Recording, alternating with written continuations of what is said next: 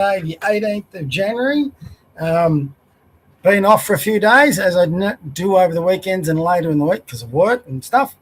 But here we are, me and the boy. Where is he? There, right, JJ. We're both back. As he's increasingly doing when I do these things, he gets at my feet instead of the couch. So those who used to forgive my fat gut there, but those who have watched me for a while used to remember he used to just get up on the couch in the back. He tends to now get more at my feet, which makes this live stream a little bit more difficult. But anyway, here we are on a Sunday, and it's a pretty nice day in Melbourne, just the wind the last few days. As we always do, we'll give you a look at the bay. You'll see pretty much blue sky, beautiful summer's day. People out in the bay having a bit of a run in the boats or the jet skis or whatever. There'll be a few people down the beach, but it'll be a crappy day for the beach. I just hate these windy days, but that is our bay. Barely a cloud in the sky, and apparently we're heading for a bit of a hot one this week, and this time next weekend apparently it's going to be very hot. So I'm not complaining. It's summer. We always complain in Melbourne about it being too wet and cold. So I don't want to be a hypocrite like our climate people are and say, it's a catastrophe. No, it's just summer. So I don't mind the summer. I'll probably enjoy winter time more than summer. So I'm not sure I've got necessarily a preference. Don't like it when it's too hot, naturally. Don't like it when it's too cold and wet. So I'm sort of a betweener. So, I'm past the age where I get down the beach and try and look good for the ladies. I think I'm well past that now. And the only thing I'd ever do is become a lobster. So not much point for me. So me and the dog, we tend and he's quite happy on a hot day, as you can see. He's sitting on my feet and not doing a great deal. So getting as close to the fans and whatever as he can. So that's our Sunday. So haven't been into it for a few days. So those are with me as again usual. Know I do a bit of catching up. So the last one we did was on the 15th. So I got the 16th, 17th, and 18th to catch up on. Sorry, if you've done this with me for a while. When we say daily Charlie Kirk Bible read, I get every day of this book out. Oh my God. This book. All right. For those who haven't been with it, I'm going to have to do try and come up with my AI an intro video for this, so me explaining it every time. So anyway, here we go. Ephesians 2, 1 through 10, from death to life. Paul teaches that his readers were once spiritually dead. Now through the actions of God's grace, they are united to Jesus Christ. In the past, you were spiritually dead because of your disobedience and sins. At that time, you followed the world's evil way. You obeyed the ruler of the spiritual powers in space, the spirit who now controls the people who disobey God. Makes a lot of sense. Actually, all of us were like them and lived according to our natural desires, doing whatever suited the wishes of our own bodies and minds. In our natural condition, we, like everyone else, were destined to suffer God's anger. But God's mercy is so abundant and his love for us is so great that while we're spiritually dead in our disobedience, he brought us to life with Christ. It is by God's grace that you have been saved. In our union with Christ Jesus, he raised us up with him to rule with him in the heavenly world. He did this to demonstrate for all time to come the extraordinary greatness of his grace and the love he showed us in Christ Jesus. For it is by God's grace that you have been saved through faith. It is not the result of your own efforts, but God's gift, so that no one can boast about it. God has made us what we are, and in our union with Christ Jesus, he has created for us a life of good deeds, which he has already prepared for us to do. I wonder if we all get around to doing them. Not too sure. Next, January 17th, sound doctrine. Titus 2, 6 through 14. Paul gives advice to young men and to slaves, and then writes that Jesus Christ's giving of himself is the basis for people living goodly lives. In the same way, urge the young men to be self-controlled. In all things, you yourself must be an example of good behavior. Be sincere and serious in your teaching.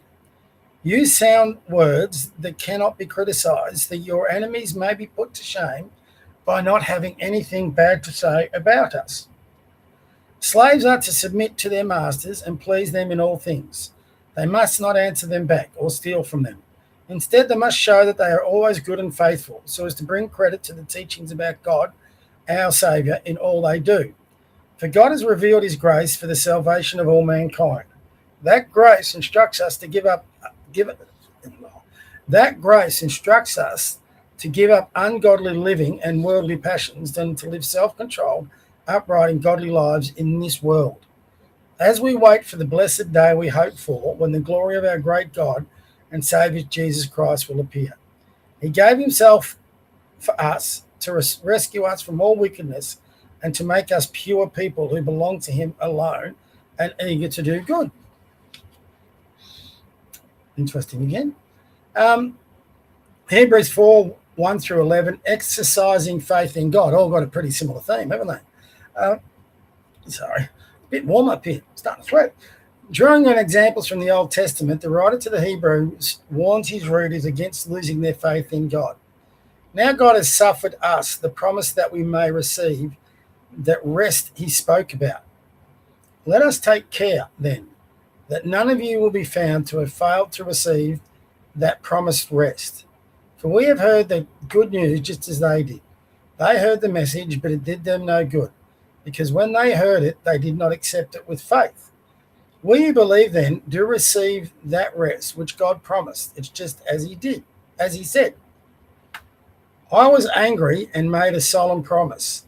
They will never enter the land where I would have given them rest. He said this even though his work had been finished from the time he created the world. For somewhere in the scriptures, this is said about the seventh day. God rested on the seventh day from all his work. The same matter is spoken of again. They will never enter that land where I would have given them rest. Those who first heard the good news did not receive the rest because they did not believe. There are then others who are allowed to receive it. This is shown by the fact that God sets another day, which is called today. Many years later, he spoke of it through David in the scripture already quoted. If you hear God's voice today, do not be stubborn. If Joshua had given the people the rest that God had promised, God would not have spoken later about another day. As it is, however, there still remains for God's people a rest like God's resting on the seventh day. Whoever receives that rest which God promised will rest from his own work, just as God rested from his. Let us then do our best to receive that rest, so that no one will fail as they did because of their lack of faith. I think you'd have to be a bit of a scholar to interpret all of that, but I'm assuming we're talking about eternal rest, where we pass on because of a life of faith. Down here, we get to rest from all the work and whatever burdens we bear in this life. That would be my guess at that last one. Another two were interesting, I thought. But anyway, like I said, I'm not here to evangelize, though I get into it from time to time. I'm here to read a verse out of that book in tribute to the life of Charlie Kirk, and I segue into my rant, which I'm about to do now. I haven't really got that much of a rant because I've been pretty busy these last few days, which is a good thing, because you can get caught up too much, and I'm lots of times guilty of this, getting caught too much up on the social media on X, and you can get wound up about issues that probably aren't that big an issue, when I say they're not that big an issue, they might be a big issue for some. So, but they don't really impact on me. You know, can have impacts in my own life through other things.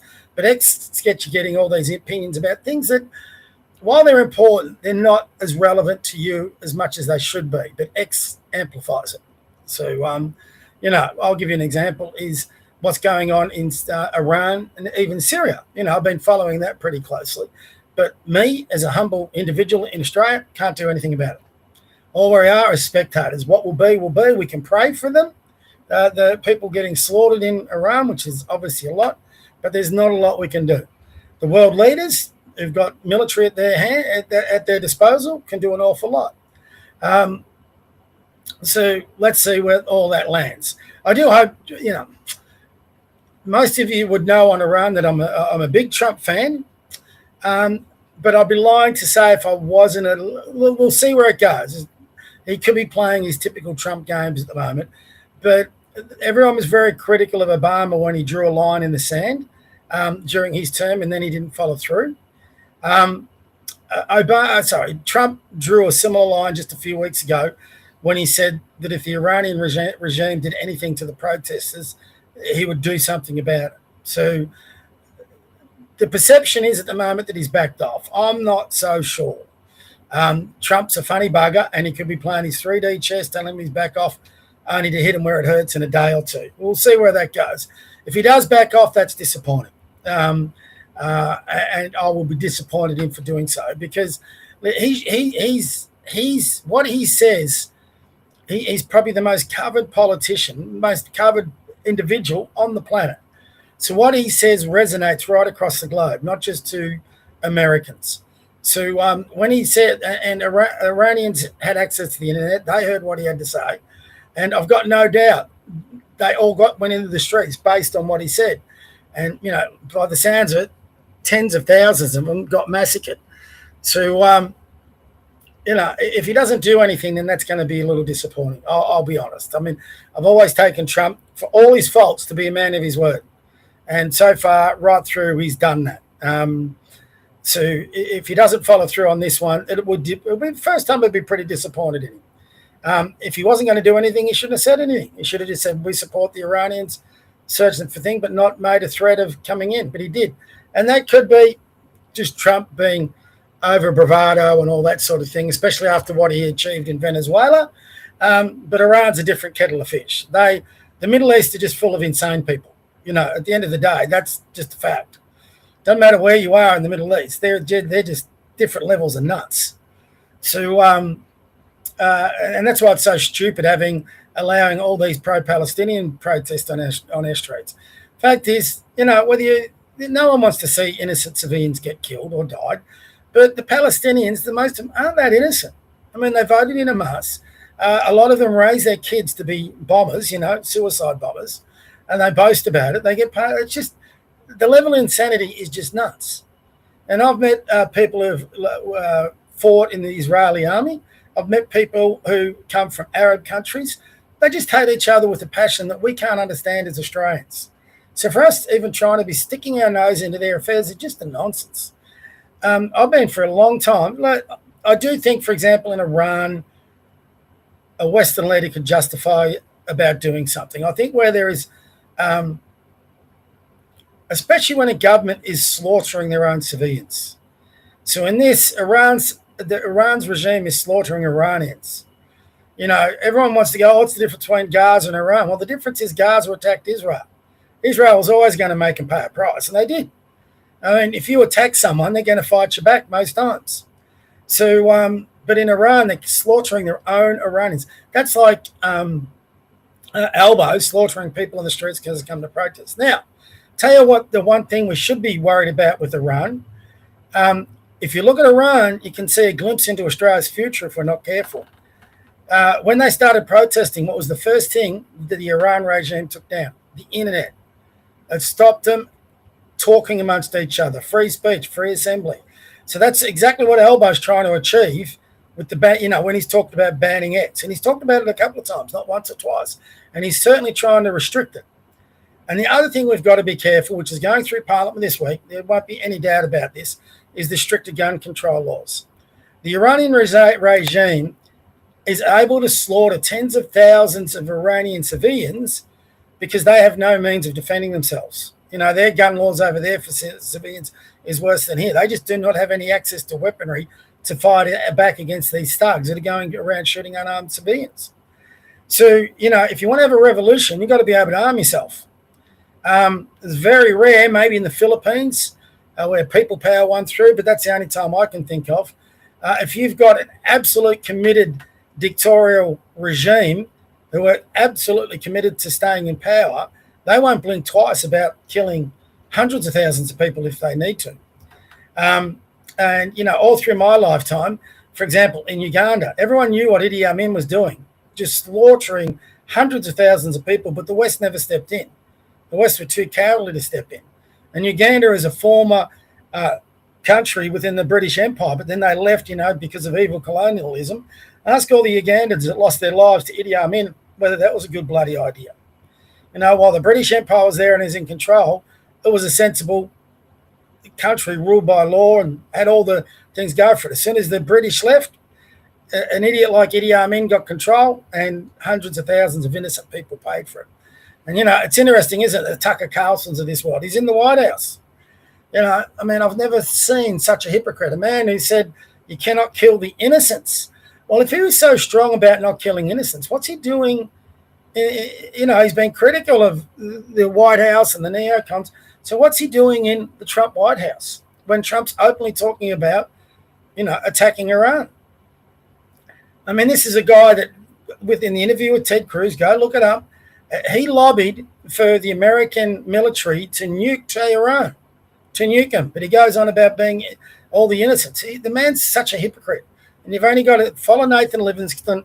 He produces and shares some great videos highlighting the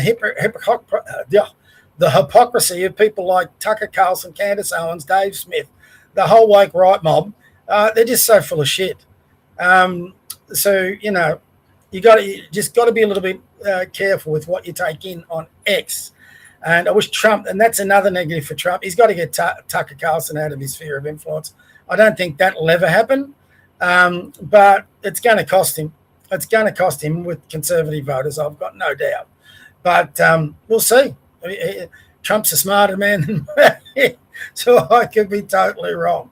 But there is a warning in this whole Iran thing. Like I said, if we get to a point in Australia where we're probably there now, where Australian citizens, if they wanted, and throughout history, there's always instances where the people of a country have had enough of government and they rise up against it.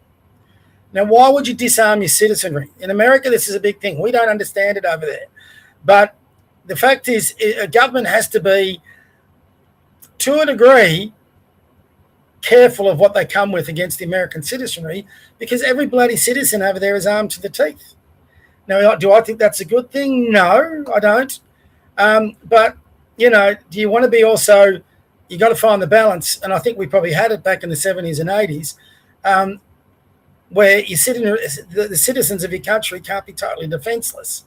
Now, everyone says it will never happen here. Well, how do we know? It happens everywhere. It has happened throughout history. Those who don't understand history or don't learn history are doomed to repeat it. That's an old saying. So Australians need to be very careful. And we're getting a fifth column building in this country. You can sort of see off into the future where there could be civil unrest in this country. We just had 15 people shot, and our government doesn't want to recognise the motivation for it, which is radical Islam. They don't want to say those two words. Extremist Islam, radical Islam. They don't want to say it. They don't want to address it. This Royal Commission's a total farce. These laws they're putting through are a total farce. Everyone knows it. Albo's talked about unifying the country. Well, he's just done it. Bloody hell, he's got the Greens siding with the Conservatives. One Nation, the Liberals, Nationals and Greens all aren't going to pass his laws, except when it comes to gun laws. And the other problem is assembly. Some people will cheer that on because it means, the Nazis are... A lot of them are saying, I saw Monica Smith going cheering on that the Nazis were going to disband. They're not going to disband. They're going to disband officially so they can't be jailed. But it just drives them underground. And if people don't understand that, get out a few history books and read what happened to the Nazis pre-World War II. Read how Hitler came to power. His famous book, Mein Kampf, read where he wrote that book. Why was he there when he wrote that book? What led to him being put there? And then realised not long after that, he seized power in Germany. So, you can do what you want to do. You can legislate against this. You can ban them. You can send them underground. But that doesn't mean you stop them. It just means you actually make them more dangerous.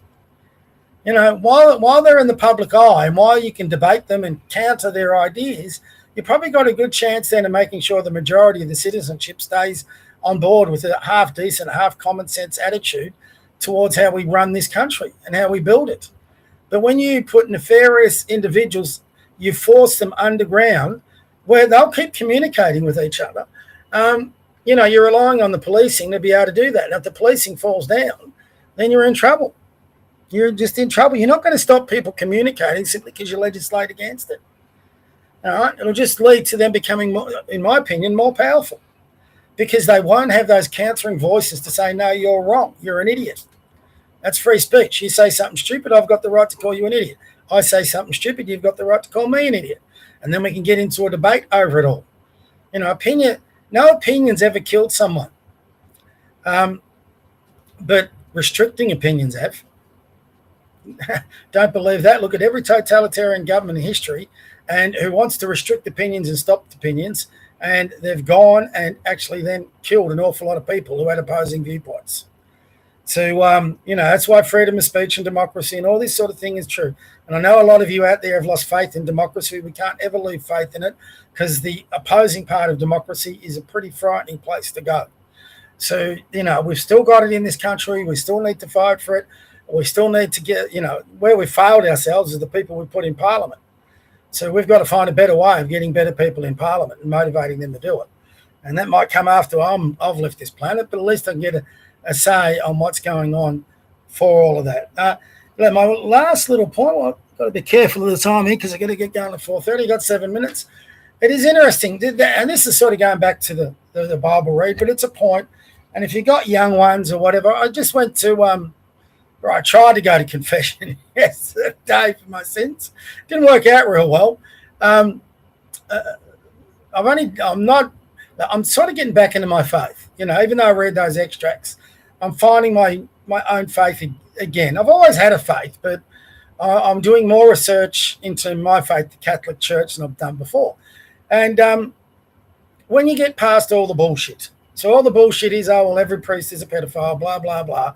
And you're right, quite right. They did an enormous amount of damage to the Catholic Church, those pedophile priests all through that. But they don't represent the Catholic faith. So instead of worrying about the individuals, what I've tried to do is look past that and look into the actual institution of the church and the faith and the sacraments and all that. And, I'm 62. I wish I'd done this earlier. I'm reading books. I'm looking at documentaries. And it's an amazingly beautiful thing once you look into it. And you're looking at the Gospels and the reasons for confession, the reasons for communion, what it ultimately means. You listen to people who really live the faith, which I've never done before in my life. I've just sort of written it off. And the more I learn about it, so I'll give you an example. I'm still not 100% sure. I need to talk to a priest or someone about this. If you've committed a mortal sin, which is a pretty broad sort of thing, I never knew this, and look, I could be guilty of that. So if you haven't sought confession for that mortal sin, you shouldn't be receiving communion. I never knew that. I found that the other day.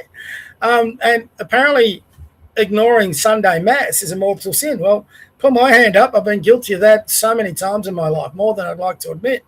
And, I used to be one of those people, well, as long as you believe in it and live that way, that's more important than going to church. Well, I was totally wrong on that. Totally wrong. Because what I've discovered, this is not evangelizing. This is just giving me some personal experience. So bear with me. So what I've discovered, and only recently, I was so stupid, so naive. The going to church isn't about me. It's about honoring Christ and his sacrifice. It's for him. It's not for me. So every time I didn't go to church, I rejected Christ. That's what I've recently discovered.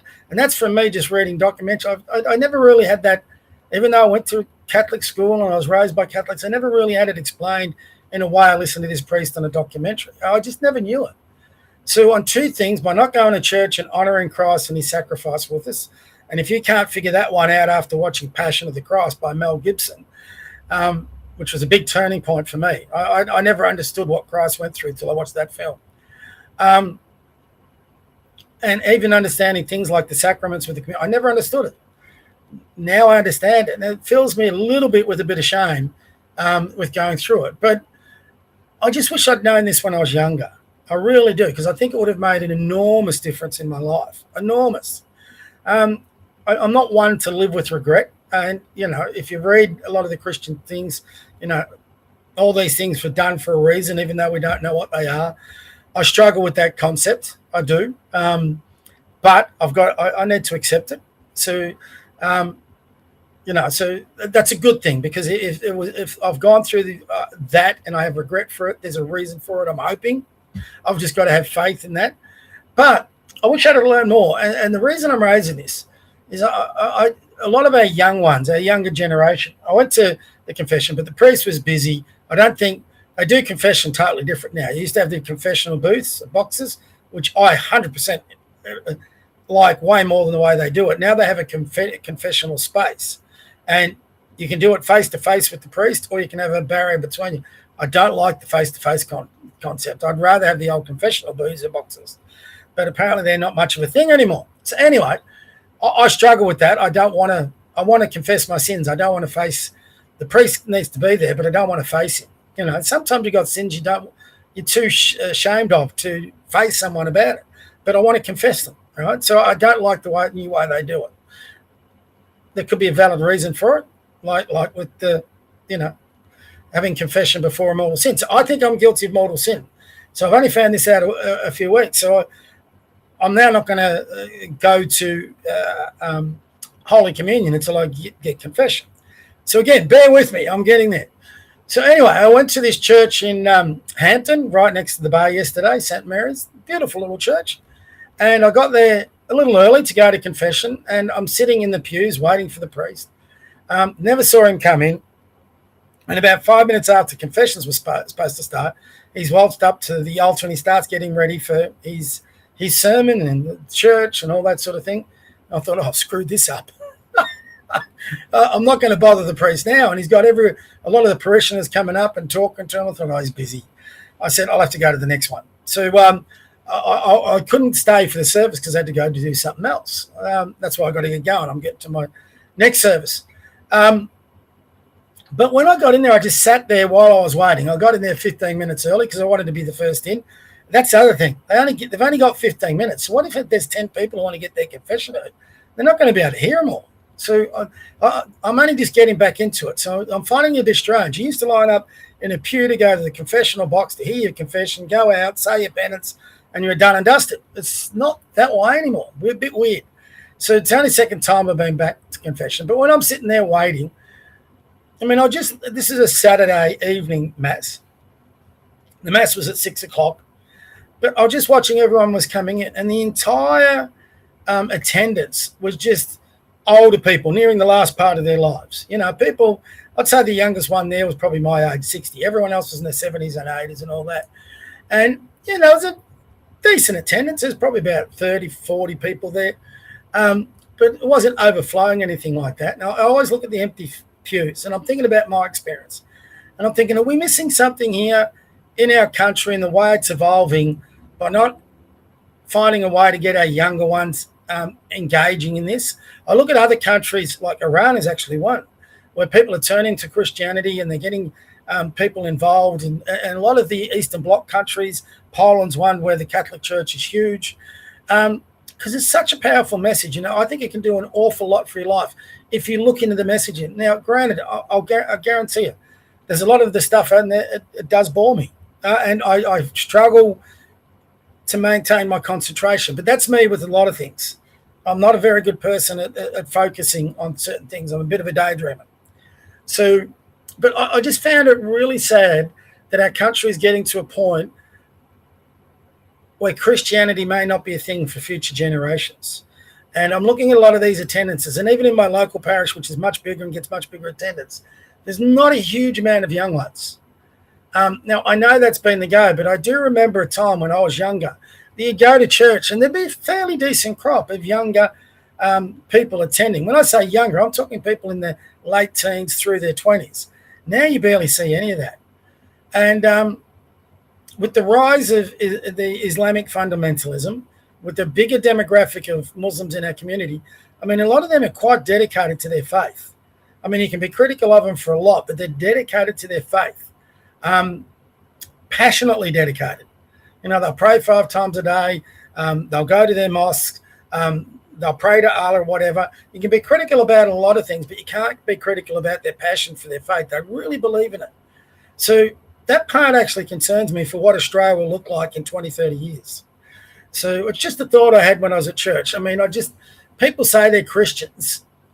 So I'm going through this part where I'm realising, I claim to be Christian, but I wasn't Christian enough. I wasn't going to church when I should have to honour Christ.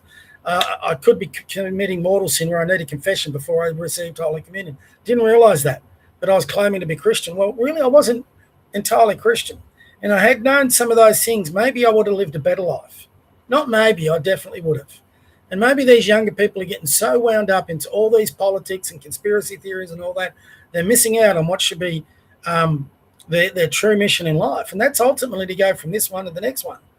And to have something bigger than you in your life. And Christianity is certainly that. And there's a lot of reasons why people should be embracing the Catholic faith and its religions.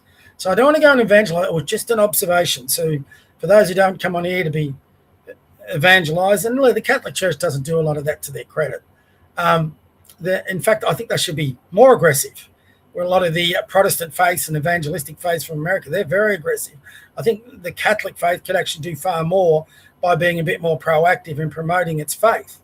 And there's nothing wrong with that. Jesus Christ himself was very much controversial in promoting his beliefs, which ended up becoming the Christian and Catholic faith. So anyway, if you're thinking about this, you never want to talk to me about it, because I need my own help.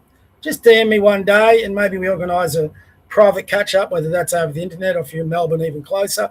And then I'm happy to have those chats. But if you're not anywhere near it or you're not comfortable, like I'm for a long time and not been comfortable, plenty of ways to do your research. Do your research, read the Bible. For me, I know I should be, for example, praying the rosary every day. I don't, which is kind of stupid if I want to go to the next level. So, to make sure you get over your sins, you should be attending church every week, should be saying your rosary every day, and you should be going to confession once a month. That's what I found out. I think I might need it once a week. And I'm finding out a lot of little things too. I just wish I researched this earlier. So that's all. So if you're an older person like me who's not sure about it, research it, read up on it, watch documentaries. If you're a younger person, exactly the same. Get into it. I wish I'd done it so much earlier. That part of me, I do have some regrets with. So if there's any younger ones out there, you want to share it with them, feel free, because I do think it gives meaning a lot more meaning to life.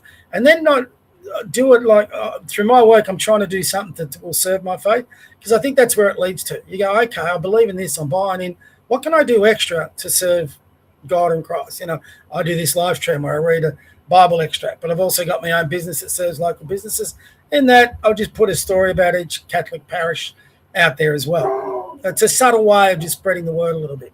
So everyone can find something extra they can do for their faith, I think.